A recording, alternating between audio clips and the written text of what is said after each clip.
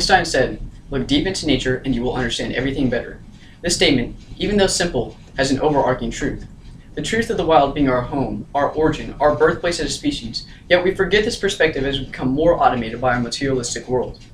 Through the observation of everyday aspects of human nature, one can see that the U.S. as a whole is not only straying closer to the lavish lifestyle of the city, but farther from the ecosystem that breathes sentience into our beings. On that note, I would like to call to attention that societal behaviors can be observed through the lens of nature. From examples such as ants working towards a universal survival, chimpanzees nurturing their young, or songbirds calling each other to discover the locations, one can see the odd parallel and can assume that humans are not far from these intuitive behaviors, or, for that matter, even acknowledge them. Although man is confined within the boundaries of nature, man still believes he can escape these perimeters through the conduit of technology. A saddening truth, as one can see, that we, the human species, are following the order of nature, yet we are blinded by the light of the future. Therefore, we must shed our preconceived notion of being kings of the planet, for our species plays on the same game board and to an extent share the same social behaviors as the ants that thrive in the dirt mounds of our yards. Furthermore, environmental equilibrium keeps the human species afloat while the popular belief thinks otherwise. As seen in the rising occurrence of globalization and worldwide trade, one could find reasonable evidence that the environment serves only as a source of food, and should be the least of our concerns since industries around the world can run endlessly without looking at the ominous external effects that they cast. This judgment is just a warped, distorted reflection of reality. The Earth, its biospheres, and its myriad of ecosystems all rely on the invisible lines of environmental equilibrium. The idea that every organism has a crucial role or niche within this unseen balance.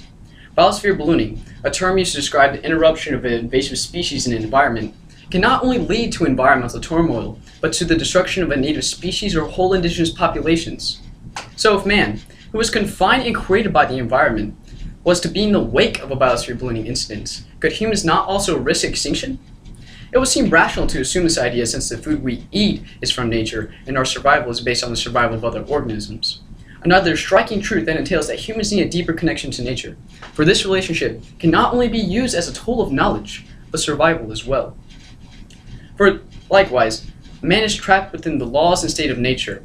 The scientific laws, such as thermodynamics, motion, etc., explain natural phenomenon, but one typically forgets that these were observed in the natural world and serve us to view our surroundings in its most analytical and precise perspective.